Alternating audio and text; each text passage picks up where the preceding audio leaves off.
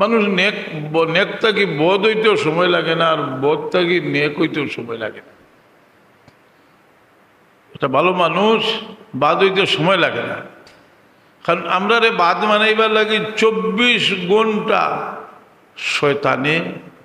শয়তানে চেষ্টা করে আমরা বাদ বানাইতো কিনা। দেখুন জানি আপনি আখতা এখন মাত মাতিছেন, বড় ফস্তানি মনে হয় যে রে এই মাথান কিটা লাগি মাতিলাম, কিবা ইলা এক মাত মাতিছেন যে মাতর কারণে সারা জিন্দগির সুনাম নষ্ট হয়ে গেছে। আমরা তো বড় বড় মাত মাতি খাও, ক্ষমতার দাপটে আমরা বড় বড় কথা কই, কিন্তু কোথায় পর্যন্ত এই কোথায় যে আখেরা তো ক্ষতি হওয়ার কত বাদর কথা, দুনিয়ার যে মানুষ ধ্বংস হয়ে যায় এটার কত প্রমাণ আছে বড় মাত। এর লাগি আমরা রে হযরত সাহেব কিবলা একটা শিক্ষা দিয়েছেন যে মানুষের লোকে তুচ্ছ তাচ্ছিল্যর ব্যবহার আমরা করতাম না।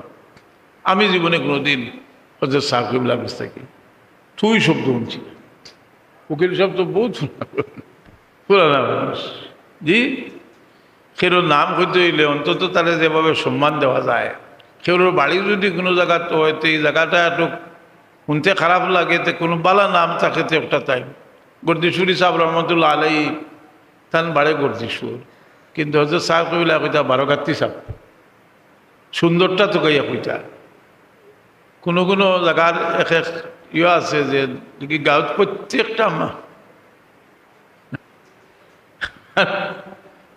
বাদ মানুষ থাকে যদি প্রত্যেকটা মানুষের এক একটা সিল লাগাইয়া থইছে, আছে না ইল্লা কোনো জায়গা।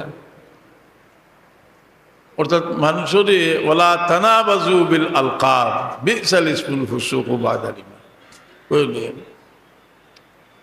তো মানুষে হেও প্রতিপন্ন করবার লাগি, এর কারণে যারা কম বক্ত রসুল পাক সাল্লাল্লাহু আলাইহি ওয়াসাল্লামকে ছোট করে দেখবার লাগি যত চেষ্টা আছে, আর আমরা কই যে রসুল পাক সাল্লাল্লাহু আলাইহি ওয়াসাল্লামের সৃষ্টিতত্ত্ব তালাশ করলে যে রসুল পাক সাল্লাল্লাহু আলাইহি ওয়াসাল্লাম আউয়ালুল খালক, সর্বপ্রথম সৃষ্টি।